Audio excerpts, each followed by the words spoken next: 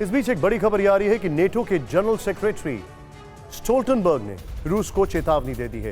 रूस यूक्रेन जंग पर यह उनका बड़ा बयान है। क्या कहा उन्होंने? उनका कहना है कि परमाणु हथियार इस्तेमाल किया तो परिणाम गंभीर होंगे। पुतिन की परमाणु धमकी का अंजाम खतरनाक होगा। परमाणु युद्ध भयानक होता है और किसी को शुरुआत नहीं करनी चाहिए।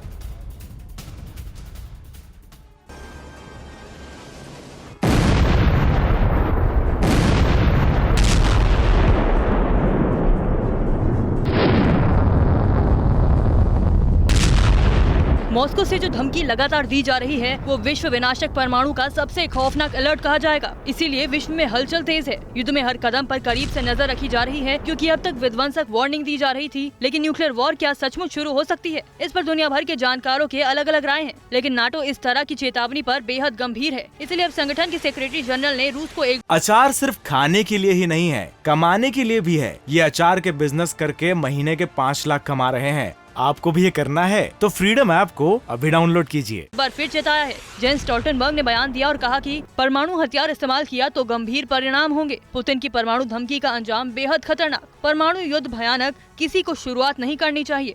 दरअसल हाल में यूक्रेन के 4 इलाकों में जनमत संग्रह के बाद इन्हें रूस में मिला लिया गया। इसके बाद माना जा रहा है कि अमेरिका चुप नहीं रह सकता, जबकि नाटो का अब डर सता रहा है कि पुतिन की बढ़ती आक्रामकता भविष्य में सहयोगी देशों के लिए खतरा न बन जाए।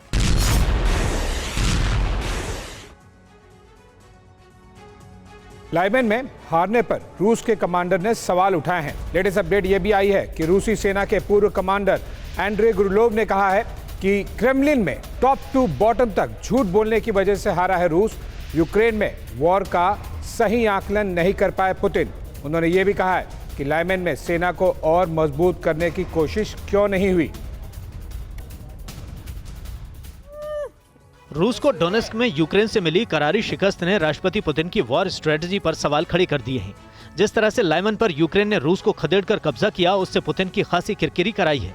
रूसी सेना के पूर्व कमांडर आंद्रे गुरुल्योव ने इस हार की वजह झूठी तस्वीर पेश करने को बताया है। गुरुल्योव ने कहा कि राष्ट्रपति पुतिन युद्ध का सही आकलन नहीं कर पाए और ऊपर से लेकर नीचे तक अधिकारी झूठ बोलकर उन्हें बरगलाते रहे। पूर्व रूसी कमांडर ने कहा कि लाइमन में सेना को मजबूत करने की कोशिश क्यों नहीं की गई। राजनीति में आने से पहले आंद्रे गुरुल्योव 2019 तक रूसी सेना का हिस्सा रहे।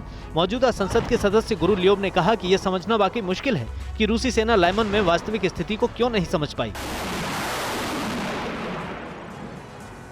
गुरुल्योव ने कहा कि राष्ट्रपति पुतिन के सामने जंग के मैदान से लगातार पॉजिटिव तस्वीर पेश की गई।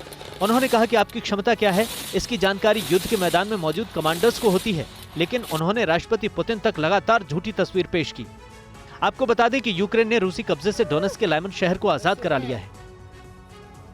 अचार सिर्फ खाने के लिए ही नहीं है, कमाने के लिए भी है। ये अचार के बिजनेस करके महीने के 5 लाख कमा रहे हैं। आपको भी ये करना है तो फ्रीडम ऐप को अभी डाउनलोड कीजिए।